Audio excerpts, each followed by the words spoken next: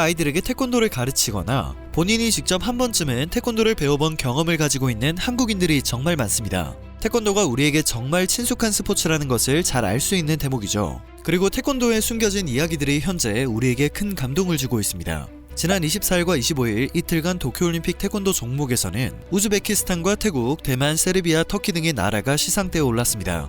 국내에서는 뭔가 아쉽다 이런 반응들이 있었지만 한편으로는 오히려 한국의 문화를 널리 알려서 좋다는 의견들도 분분했습니다. 이 국가들은 다른 종목 시상식에서 쉽게 찾아볼 수 없는 국가들이기에 해당 국가에서는 올림픽에서 메달을 따다니 정말 자랑스럽다, 너무 기쁜 일이다, 한국 태권도 나도 배워보고 싶다와 같이 뜨거운 반응이 쏟아지고 있습니다. 외국인 커뮤니티를 통해서는 태국과 우즈베키스탄 선수가 금메달을 땄다는 소식이 공유되었는데요. 감독이 한국인이었다는 사실 또한 강조가 되고 있습니다. 태권도의 종주국이 바로 대한민국이고 태권도는 대한민국의 국기이기 때문이죠. 때문에 해당 소식 반응에는 굉장하다, 그와 선수들 그리고 태국에게 얼마나 큰 성취일까, 어떻게 보면 한국의 승리라고 생각합니다 와 같이 한국을 언급하는 의견들을 쉽게 찾아볼 수 있었습니다. 도쿄올림픽에 출전한 우즈베키스탄 울그르백 라시토프 선수는 금메달을 목에 걸었습니다. 그리고 이 금메달을 보지 못한 한국인 감독의 이야기가 화제가 되고 있는데요. 준결승전이 끝나고 현 담당 코치가 눈물을 흘리며 스마트폰으로 한국인 김진영 감독의 사진을 보며 자축하는 모습을 보여 눈길을 끌었습니다. 금메달 이후 울그르백 선수는 인터뷰에서 김진영 감독이 여기서 제가 금메달을 딴 것을 봤으면 얼마나 좋았을까요? 그럴 자격이 충분한 분입니다. 감독님이 정말 그립습니다. 감사합니다 라는 말을 전했습니다. 바로 우즈베키스탄의 김진영 감독이 도쿄올림픽이 열리기 한 달 전 안타깝게 사망을 했기 때문이었죠. 김진영 감독은 코로나 상황으로 인해 선수촌이 다치고 연봉 삭감까지 당했다고 하는데요. 자신의 돈을 들여 이사를 가서 집에 태권도 체육장을 만들고 제자들을 집에서 재우며 훈련을 시켰다고 합니다. 이러한 그의 헌신으로 우즈베키스탄은 태권도 4종목에서 선수를 내보낼 수 있었고 결국 금메달을 획득할 수 있었다고 합니다. 때문에 우즈베키스탄에서는 메달 획득에 대한 기쁨과 함께 한국에 대해 감사하다는 말들이 전해지고 있습니다. 태국에서는 최영석 감독이 엄청난 인기를 얻고 있는데요. 바로 25일 태국의 파니팍 선수가 도쿄올림픽 여자 태권도 49kg급 결승에서 우승을 차지했기 때문이었습니다. 태국 태권도 국가대표팀 감독인 최영석 감독은 한국인 지도자가 외국 대표팀을 지휘하며 국제대회에서 종주국인 우리나라를 위협하는 부메랑 효과를 이야기할 때 빠지지 않는 인물입니다. 지난 2002년 최 감독이 태국 대표팀 감독으로 부임한 이후 2004년 아테네 올림픽부터 2016년 리우 올림픽까지 태국은 은메달 2개와 동메달 3개를 연속으로 획득했습니다. 이로써 태국 내 태권도의 인기는 폭발적으로 높아지게 됩니다. 대중적인 인기 스포츠를 넘어 태국을 대표하는 무에타이의 인기까지 꺾을 정도였죠. 현재 태국에서 태권도를 수련하는 인구는 무에타이보다 10배 이상 많아진 상황입니다. 파니팍 선수의 금메달 획득으로 태국인들의 SNS를 통해서는 최영석 감독을 응원하는 반응들이 쏟아지고 있습니다. 지난 2002년 히딩크 감독으로 인해 네덜란드에 대한 좋은 인상을 받았던 일과 비슷한 상황이 아닐까 싶습니다. 이번 도쿄올림픽에서 태권도 종주국인 한국은 태권도 경기 일정 절반이 지난 26일을 기준으로 동메달 1개를 얻는 데 그쳤습니다. 국내에서는 아쉽다는 반응이 나오기도 하는데요. 외신들은 한국의 부진이 역설적으로 한국 무술인 태권도가 성공적으로 세계화한 탓이라는 분석을 내놓고 있습니다. 메달 획득을 떠나서 태권도가 세계화되고 있다는 분석은 우리에게 매우 자랑스러운 일입니다. 그것도 제3자의 시선에서 그렇게 평가가 되고 있다는 사실은 뿌듯함을 자아내는데요. 대표적으로 25일 뉴욕타임즈는 태권도가 올림픽 메달 소외국들의 희망으로 자리매김했다고 보도했습니다. 그동안 올림픽에서 메달을 얻지 못했던 아프리카와 중동, 아시아 등의 약소국이 태권도에서만큼은 약진을 하고 있었다는 것이죠.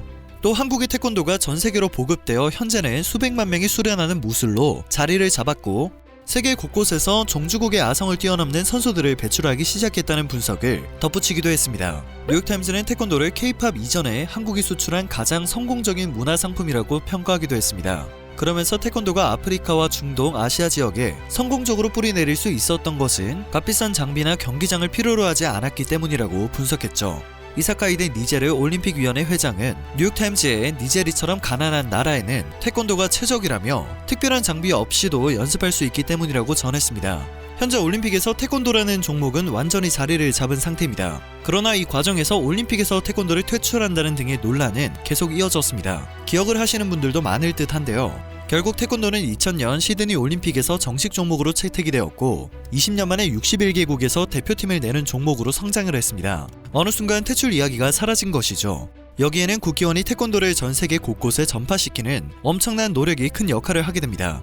태권도를 복싱보다 더 많은 세계 최다 수련생을 보유한 격투기로 만들어낸 것입니다. 그리고 이 과정에서 그동안 올림픽과 거리가 멀던 약소국들이 올림픽에 참여할 수 있는 종목으로 자리매김을 하게 됩니다. 한국의 태권도를 통해 올림픽을 경험하고 처음으로 메달 획득의 기쁨을 맛보게 되었죠. 실제로 올림픽 개막식에서 선수들의 입장을 보면 태권도 하나로 출전을 하는 약소국들을 찾아볼 수 있기도 합니다. 결국 IOC는 올림픽의 저변 확대와 세계화에 한국의 태권도가 큰 공을 했고 그 공을 인정하게 되었습니다. 이에 따라 퇴출 논의는 없었던 일이 된 것이죠. 파벌 싸움으로 비판을 받곤 하지만 세계화 전략을 잘 짰다는 것에는 이견이 없을 수밖에 없습니다.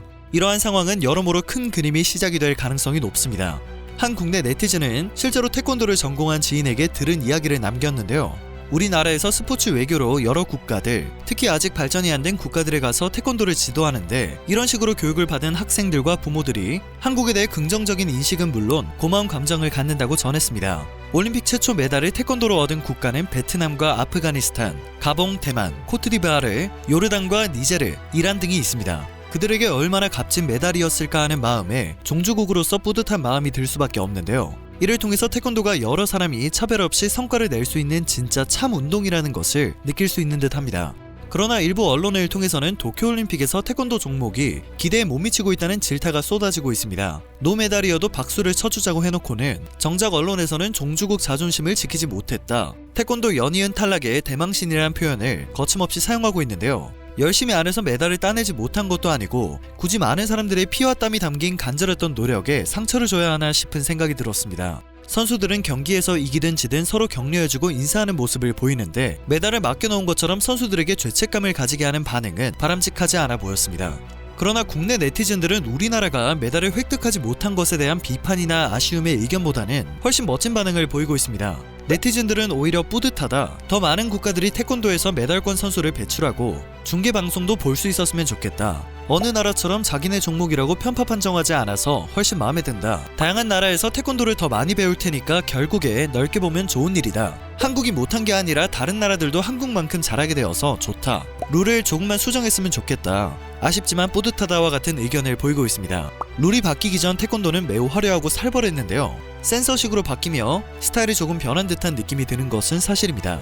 앞으로 더 많은 사람들이 즐길 수 있도록 경기 방식과 룰을 조금만 수정하면 좋겠다는 의견에는 크게 공감이 갔습니다. 애초에 올림픽 종목이 되려면 전 세계적으로 보급되어 있어야 하기도 하지만 태권도는 올림픽 종목으로 선정된 이후 더 폭발적인 성장을 한 케이스라고 볼 수 있습니다. 보급 초창기에 태권도는 가라테의 짝퉁이 아니냐라며 굴욕을 당한 걸 생각하면 격세지감이 느껴질 정도입니다.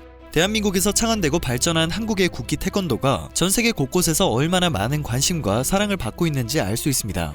27일 그랜드슬램을 목표로 하는 이다빈 선수가 공격 태권도로 4강에 진출하며 메달에 근접하게 되었습니다. 마지막 날 출전하는 이다빈 선수와 인교돈 선수가 종주국의 매운맛을 한번 증명해주면 더할 나위 없이 좋겠다는 생각이 듭니다.